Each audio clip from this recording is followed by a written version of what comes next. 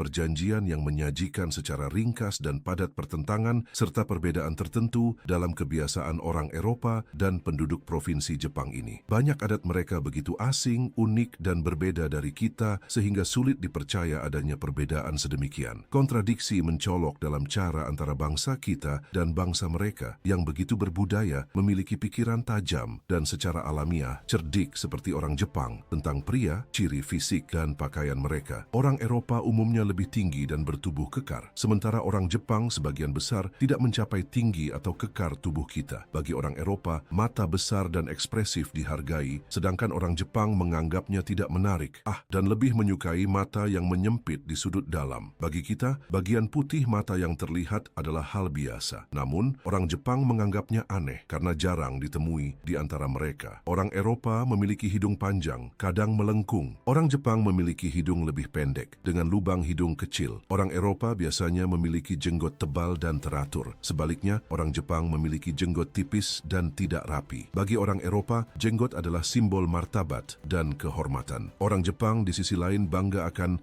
sanggul kecil yang diikat di belakang kepala. Di antara kita, pria menjaga rambut selalu rapi dan menganggap pencukuran rambut sebagai penghinaan. Sedangkan orang Jepang mencabut rambut dengan penjepit, menahan rasa sakit dan air mata selama prosesnya. Di antara kita, biasa menemukan pria dan wanita dengan bintik-bintik. Sedangkan orang Jepang yang berkulit sangat putih jarang memiliki bintik-bintik seperti kita. Bekas cacar jarang ditemui di antara mereka. Sementara di sini banyak yang kehilangan penglihatan karena bekas tersebut. Kita menganggap tidak bersih dan tidak beradab memelihara kuku panjang. Namun pria Jepang, seperti halnya wanita bangsawan, menumbuhkan beberapa kuku seperti cakar sejati. Bekas luka di wajah dianggap sebagai cacat di antara kita, tetapi orang Jepang memamerkannya dengan bangga. Karena luka mereka kurang terawat, bekas-bekas itu akhirnya terlihat lebih buruk. Kita mengenakan pakaian yang sama sepanjang tahun, sedangkan orang Jepang mengganti pakaian mereka 3 kali dalam setahun. Natsu, Ra, Akai, Kimono. Di sini mengenakan kain bermotif akan dianggap konyol, tetapi di Jepang semua orang, kecuali orang tua yang mencukur kepala, menggunakan pakaian dengan pola berwarna-warni. Di sana, desain pakaian baru muncul hampir setiap tahun, meskipun gaya itu sendiri tetap sama tanpa perubahan besar. Kita menggunakan pedang bermata dua, sedangkan orang Jepang lebih menyukai golok dengan hanya satu mata tajam. Senjata kita diuji pada kayu atau hewan, tetapi mereka bersikeras menguji mata pedang mereka pada mayat manusia. Berjalan-jalan dianggap sebagai kegiatan rekreasi yang sangat berharga, baik untuk kesehatan maupun kesejahteraan mental. Namun, orang Jepang tidak mengembangkan kebiasaan ini, menganggapnya sebagai hal yang aneh, bahkan sebagai pengorbanan atau kecanduan perempuan, individualitas, dan tradisi. Di Eropa, kebajikan paling berharga seorang gadis adalah kesuciannya, dijaga seperti tempat suci yang tak tersentuh kemurniannya. Sementara di Jepang, keperawanan tidak dianggap esensial dan kehilangannya tidak memengaruhi kehormatan atau peluang pernikahan. Sementara perempuan Eropa menghargai dan berusaha mendapatkan rambut pirang dengan segala cara, perempuan Jepang menolaknya, berdedikasi untuk menjaga rambut hitam mereka. Perempuan Eropa membagi rambut di dahi, tetapi di Jepang mereka mencukurnya dan menyembunyikan pembagian apapun. Di sana, menambahkan rambut orang lain yang dibeli dari wig impor Tiongkok adalah hal biasa. Sementara di Eropa, hal ini jarang terjadi. Bagi perempuan Eropa, riasan yang sederhana adalah ideal, menghindari bedak berlebih. Sementara perempuan Jepang percaya bahwa semakin putih wajah, semakin elegan. Sementara sebagian berusaha memutihkan gigi, yang lain menggunakan besi dan cuka untuk menggelapkannya. Di Eropa, pria berjalan di depan dan perempuan mengikuti mereka. Di Jepang, terjadi sebaliknya. Di sana, suami dan istri menjaga harta terpisah dan dalam beberapa kasus, istri bahkan mengenakan bunga tinggi saat meminjamkan sesuatu kepada suami. Sementara di Eropa, harta dibagi bersama dan istri hanya keluar rumah dengan izin suami. Di Jepang, wanita memiliki kebebasan untuk pergi kemanapun mereka inginkan tanpa perlu memberitahu suami. Di Eropa, aborsi terjadi, tetapi relatif jarang. Sedangkan di Jepang, praktik ini begitu umum sehingga beberapa wanita bahkan menghentikan hingga 20 kehamilan. Sementara di Eropa sangat jarang bayi yang baru lahir dikorbankan. Di Jepang ada kasus di mana wanita menghancurkan leher dan membunuh anak yang mereka anggap tidak mampu untuk dibesarkan. Di Eropa, memasak biasanya menjadi tugas wanita. Di Jepang justru pria yang memasak dan kaum bangsawan bahkan menganggap kegiatan memasak sebagai hal yang bergengsi. Jika di Eropa minum anggur dianggap tidak pantas untuk wanita, di Jepang hal itu adalah hal biasa dan dalam perayaan sering terlihat mereka mabuk. Tentang kebiasaan anak-anak, di Eropa Eropa, anak laki-laki berambut pendek. Di Jepang, semua mempertahankan rambut panjang hingga usia 15